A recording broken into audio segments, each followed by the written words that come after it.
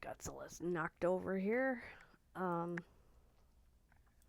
my Josh Groban shirt from my Josh Groban concert that I went to a couple years ago. It says Harmony on the bottom, but you can't really see it. Anyway, sit up, Godzilla. Sorry. Squished him. Um, so today therapy was a lot of hard work because I'm dealing with a lot of really strong emotions and a lot of really intense fears right now. And I'm going to lay them out for you. Number one, before I get into it, I don't want any judgment in my comments. I'll block you if you start. So don't. Okay. Number one, anger issue. I'm angry that my dad outlived my mom.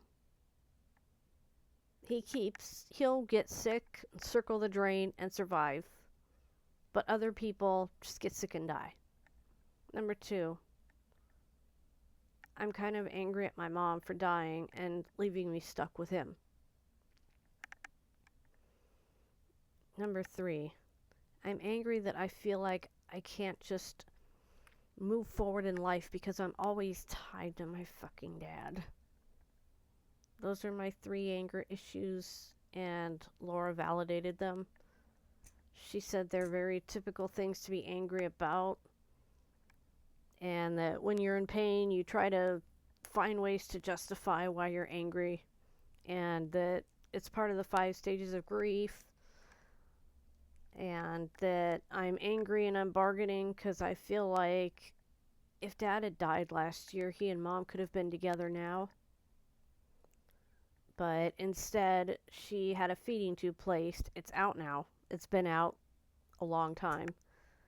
But that let him survive and recover to basically no quality of life. But she had no way to know she was going to be dead in the next year. She had no way to know that. She had no way to know that she only had about a year to live at that time, even though her health issues were starting to, her health issues were starting to accelerate and become noticeable. And I don't blame her for dying, but I am angry that she did. Because now it's like, now I've got even more responsibilities towards my dad piled onto me.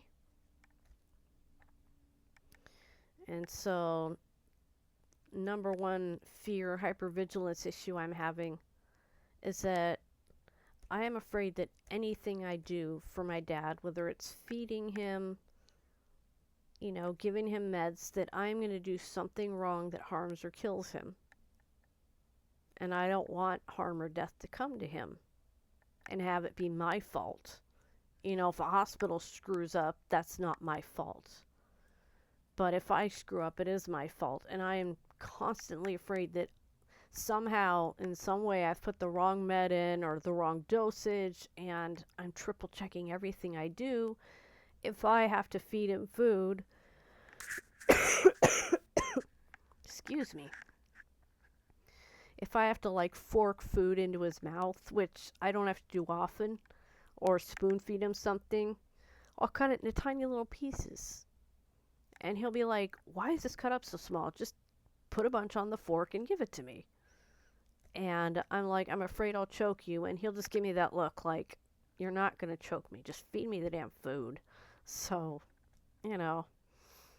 And Tommy has no problem shoveling food into his mouth. My dad likes to eat fast. I mean, when he could still eat, he was like, that's how he would eat. And, he was a fast eater. He'd be done before everybody else all the time. And I guess he still likes to eat at that speed. But anyway. But I just feel like I'm constantly on. And I need to find ways to relax myself. So, to make myself tea, I got honey lavender tea that's specifically to relax.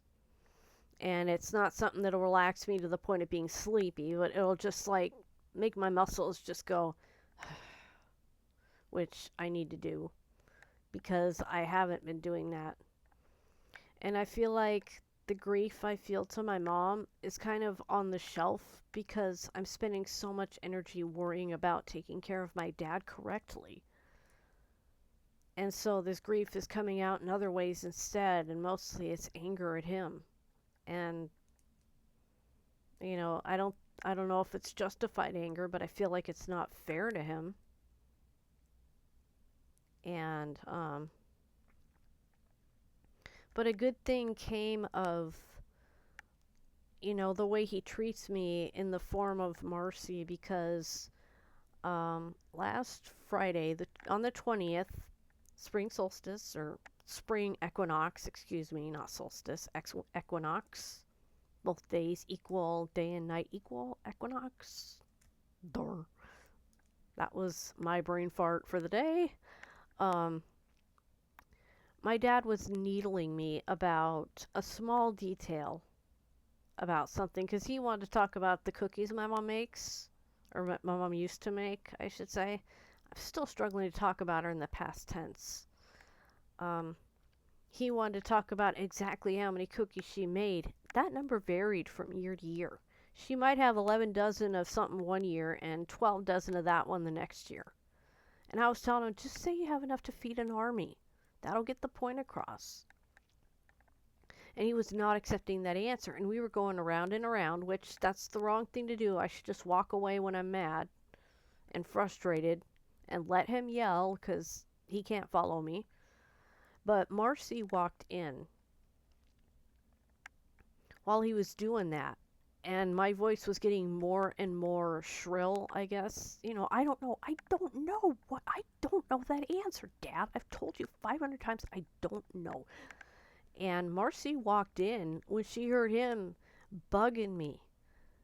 And I feel like she never really understood how he sets me off. But now she's seen it. Because for a while she would take his side because she would hear his side of it.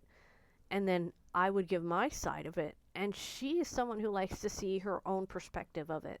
And now she's got the full picture of the bullshit that he puts me through that sets me off. And it's something that he's done to her. And I learned something else about Marcy that I didn't know. When she gets really mad, she cries. And because she got really mad at him because she stood at the door and she listened for a bit. She didn't just walk in, hello, I'm here. She heard us. And then she went in and she went off on my dad. And he started going off on her and saying that I don't listen, that I put my fingers in my ears and go, la, la, la. And that's when I went to the room and went, oh, fuck you, Dad. And he's like, oh, see? And Marcy's like, no, you were harassing her about something that she doesn't know the answer to. She said, I don't know, 3 different times. I heard it. You got to get off her back. Yeah, sometimes she's a little bitch, but you are setting her off, and you know what sets her off. You need to stop. Like, she put her foot down. And when he started on it again, she's like, I'm not doing this. I'm walking away. And I saw her go by my room like, starting to cry. And I went out, and as soon as she saw me, she's like, go away. She just wanted to be alone, so I respected that autonomy and left her alone. And, you know, she cried for a couple minutes, calmed down, went back in, talked to him again, came in, talked to me, made sure I was okay because I was pretty upset too. But, like, that is what my dad does. He will piss everybody off and somehow make himself the victim. And now Marcy has fully seen him do it. So that was a good thing, even though it basically screwed up the entire household for the day. You know, me, Marcy, and Dad, we were all kind of pissed at each other. And we went and planned Mom's funeral while we were all pissed at each other. But we kept that anger out of the meeting. And I think it kind of just dissipated while we were doing it because we didn't resume it once we came out. All I did was tell Dad, I do try to listen, but 90% of the time when you speak, I can't understand what you say. And I get tired of asking you to repeat yourself, and I know you get tired of repeating yourself. So if I'm saying what, it's not because I'm not listening. It's because I can't understand what you're saying. And that's all I'm saying on this. And now I'm going to drop it. And I want you to drop it. And let's all drop it. Meaning Marcy too. And so far he hasn't gone back into it. But I know for a fact that he will start his shit again. Because he'll go quiet for a while. And then he'll start it again. Then he'll go quiet for a while. And then he'll start it again. And just... And I need to deal with my grief. And also, we're going to work on placement for him in a facility of some kind, because there's no way that Marcy and I can take care of him, and I can't do it alone. And I'm going to have to move out eventually, and I'm going to move in with Marcy while I find another living situation. You know, like some kind of supported living situation that I'm going to have to look for, but I feel like I can't do anything until Dad is dealt with. Because if I try to commit to something and they say, oh, well, we'll be ready for you in 2 weeks, and it might be 4 months before my dad is placed, well, I can't take that opportunity. So I'd rather not put out feelers until he's not under me. So once again, I feel like I am held back in life by my dad and his fucking problems. And like, that's all he's ever done is hold me back. And once he can't hold me back, you know, I feel like that's when I'll finally be able to actually really live a life. Because I've never lived a life. I really have never lived a life. And I'm 45 years old, for fuck's sake.